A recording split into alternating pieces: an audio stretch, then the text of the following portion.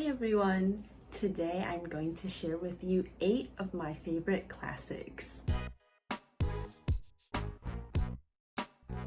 So there are many different opinions as to what makes a novel a classic, but for me, I'm just gonna give this definition that a classic is a book that transcends time, or that it was written a while ago but it still makes an impact today. So that would be my definition of what makes a classic. So I'm going to be talking about these books in the order that they are written. So from the most ancient classic to the most modern one. So here we go. Number 1 is Romeo and Juliet by William Shakespeare. So even if you haven't read the original play, I'm pretty sure that you've heard the stories at one point in your life, or you've probably watched one of the myriads of movie adaptations about these star-crossed lovers. So even though Romeo and Juliet is not one of Shakespeare's best plays ever, but because this is the first Shakespeare play I've ever read, so it has a special place in my heart. That's why it's on the list. And we had to read this back in 9th grade for our English class, and because it was written in the 16th century, so it uses quite an archaic English style. So at that time I was quite intimidated because I was worried that I'm not going to understand anything at all. But thankfully we had this edition where you have the original text on one page, and then the other page there's the explanation written in modern English. So I actually didn't have that much problem reading through this play. So I felt really, really satisfied, and I felt like I achieved something really great by finishing this play. So Romeo and Juliet. The next book is A Tale of Two Cities by Charles Dickens, and I absolutely adore this book. I think this might be my favorite classic of all time. A Tale of Two Cities takes place during the French Revolution, and you mainly follow the events in 2 of the cities. One city is in England and the other is in France, and you'll find out what city that is if you read the book. So this book is about the French Revolution, and I've learned about the French Revolution back in high school, but this book really brought the revolution to life. I don't think, in the history textbooks, you would learn that during that time, the civilians lived a really hard life. Their life was really difficult, and the nobility, and they were unhappy with the monarchy and the nobles, so that's why they revolted. But in this book, you really do feel the anger of the civilian, and you can actually feel the anger brewing and brewing until it reaches this high point, and when everything just explodes. So I feel like that's the magic of novels. It really makes you feel an event deeply and makes you feel very emotional in a way that history textbooks can never make you feel. It really does make a huge impact on me. And in this book, you also see how victims can almost in the blink of an eye turn into villains. The line between the so-called good guys and bad guys aren't as clear as you think, or as fixed as you think. There are always lots of gray areas, and that's what I really like about this book. Nothing is exactly black and white.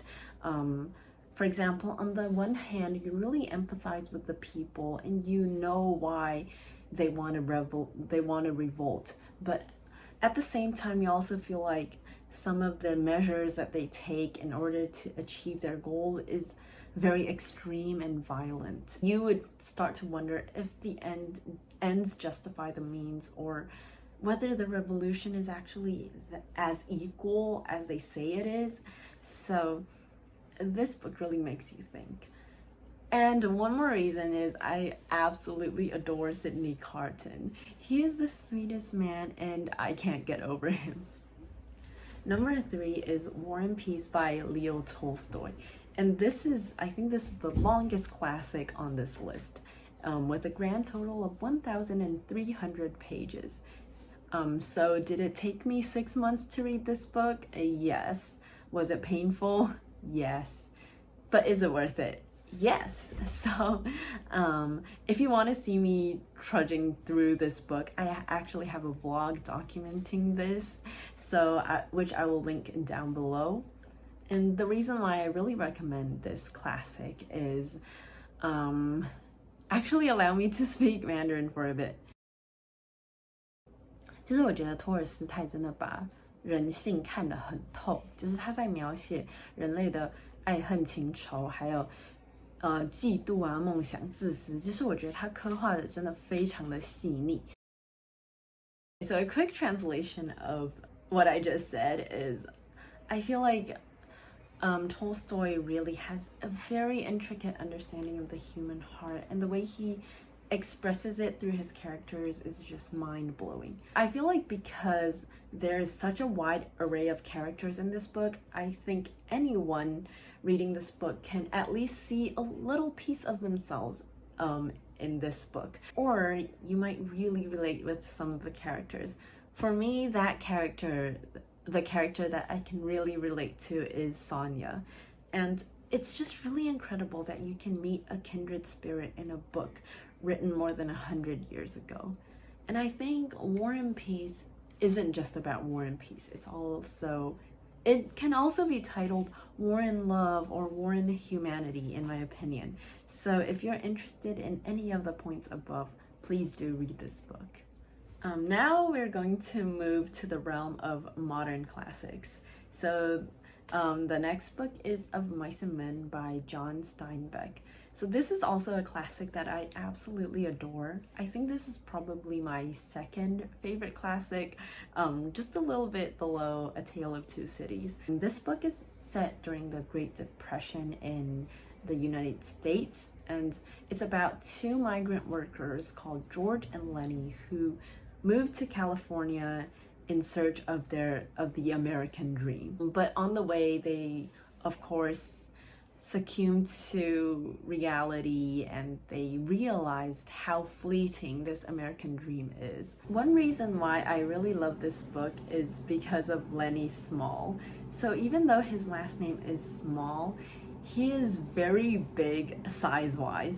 But even though Lenny is big physically, he is also very small in many different aspects. So for one, he is a victim of the Great Depression. He has just lost his job, and he doesn't have any money or power or status. And he also has an intellectual disability, which makes him especially vulnerable. Like when George and Lenny arrived to California, the ranch owner's son just picks on him because even though he's a big guy, people just think he's stupid because he's just so innocent and clueless. He doesn't really understand the scope of what's going on.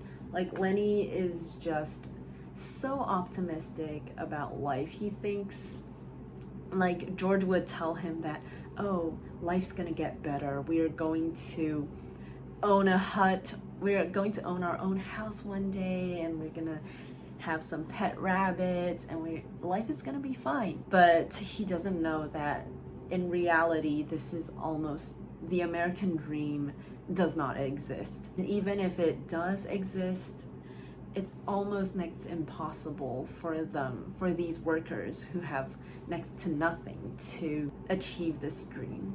I feel like if you want to know more about the history of the Great Depression and know what people went through during this time period, I would really recommend this book. It's not a very long book, so it's not that hard to get through. Number 5 is The Little Prince, and it's time to speak French again because the author's name is Antoine de Saint-Exupéry.